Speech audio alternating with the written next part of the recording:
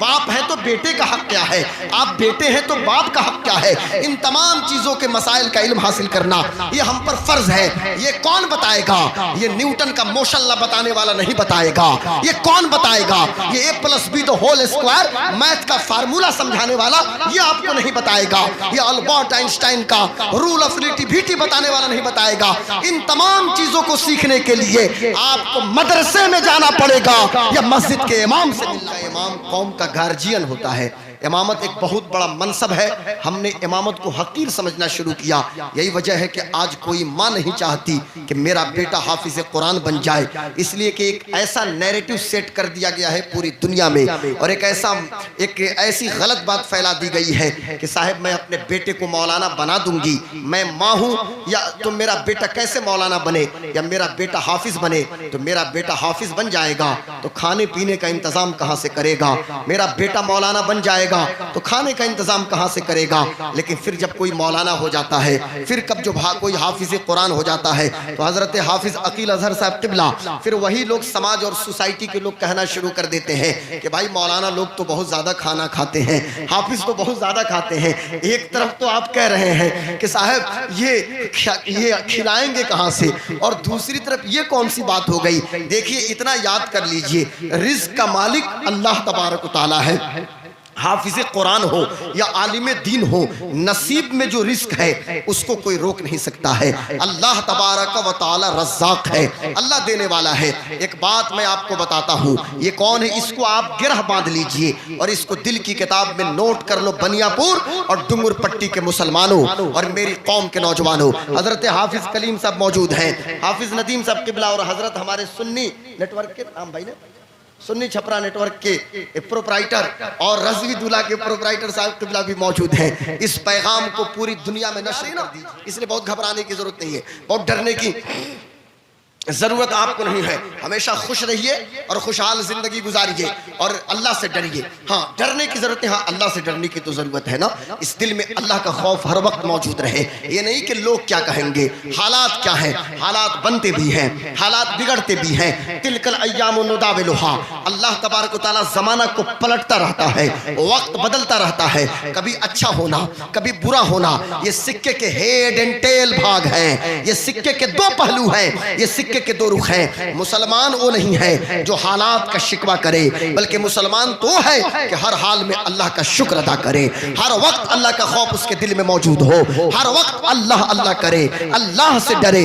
रात की तन्हाइयों में अपने अल्लाह को मनाने की कोशिश करे, उसकी एक वक्त की नमाज न छूटे, उसकी जिंदगी ऐसी हो कि हर मामले में वो रसूल पाक की पैरवी करे, उसका उठना नबी की अदाओं के मुताबिक हो, उसका सोना नबी की सुन्नत के मुताबिक हो, उसका जागना नबी की सुन्नत के मुताबिक हो, उसके मामलात सीरत मुस्तफ़ा के मुताबिक हो। मैं समझता हूँ साहब, अगर सीरत मुस्तफ़ा के मुताबिक आपकी जिंदगी गुजरनी शुरू हो गई, इस दुनिया में इनकलाब बर्पा हो जाएगा। तो मैं ये कह रहा था, आज ऐसा माहौल हमने बना दिया, कोई नहीं चाहता कि साहब मेरा बेटा मौलाना कैसे बने, मेरा बेटा हाफिज कुरान कैसे बने। लेकिन आज मैं दुनिया को कहना चाहता हूँ और दुनिया को बताना ये चाहता हूँ कि कौम की इमामत का मनसब ये बहुत बड़ा मनसब है। आपने क्या समझ लिया है कि 6,000 और 10,000 रुपया देके एक इमाम साहब को हमने खरीद लिया?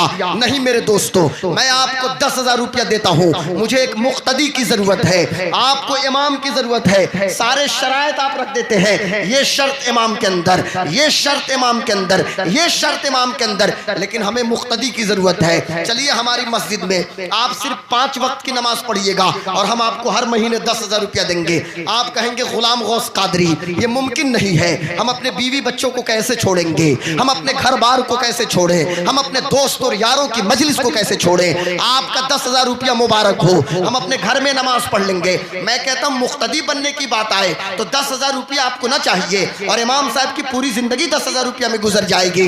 ऐसा कुछ नहीं है। इमाम की कदर कीजिए, इमाम की इज्जत कीजिए, यह आपकी जिम्मेदारी है। गवर्नमेंट के लोग नहीं आएंगे जो आपके इमाम की खैरियत पूछेंगे, बल्कि मुसलमान अमीर हो, मुसलमान गरीब हो, मुसलमान अपनी जेब के जरिए से भारत के मदरसों को चला रहा है। और भारत में जो मस्जिदें मौजूद हैं, मस्जिद के इमाम की तनख्वाह की बात आती है, मुसलमान अपनी जेब से दे रहा है। मैं आपको सलाम करता हूं मेरे दोस्तों, आप और हिम्मत कीजिए। आपकी मस्जिद का इमाम अगर खुशहाल होगा तो अल्लाह ताला आपके घर में बरकत नाजिल फरमाएगा। दुआ कराई नहीं जाती है कि साहब दुआ कर दीजिए, इमाम साहब किबला बेटी की शादी होने वाली है, दुआ कर दीजिए। इमाम साहब किबला बेटा मैट्रिक का एग्जाम देगा, दुआ कर दीजिए। इमाम साहब किबला मेरे बेटे का मेडिकल का टेस्ट है, दुआ कर दीजिए। अरे दुआ क्या करेंगे इमाम साहब, अगर 6000 ही उनकी तनख्वाह है और वो अपने फैमिली के लेकर परेशान है, कहां से दुआ करेंगे।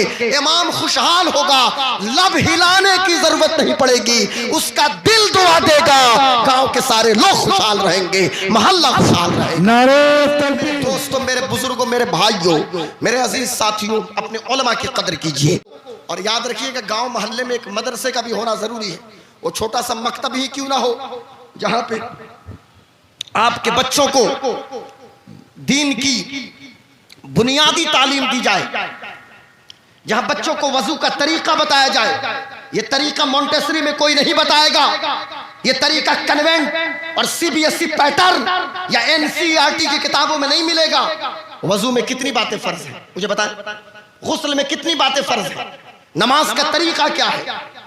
इमाम मोहम्मद इब्ने मोहम्मद अल ग़ज़ाली रहमतुल्लाह अलैह, जो 5वीं सदी हिजरी के बहुत बड़े स्कॉलर, शेखुल इस्लाम वल मुस्लिमीन, बहुत बड़े सूफी, इमाम मोहम्मद इब्ने मोहम्मद ग़ज़ाली कहते हैं कि इल्म हासिल करना जो हुजूर की हदीस है ना कि ये फर्ज है, तो इसका मतलब ये है कि नमाज आप पे फर्ज हो तो नमाज के मसाइल का इल्म हासिल करना फर्ज है।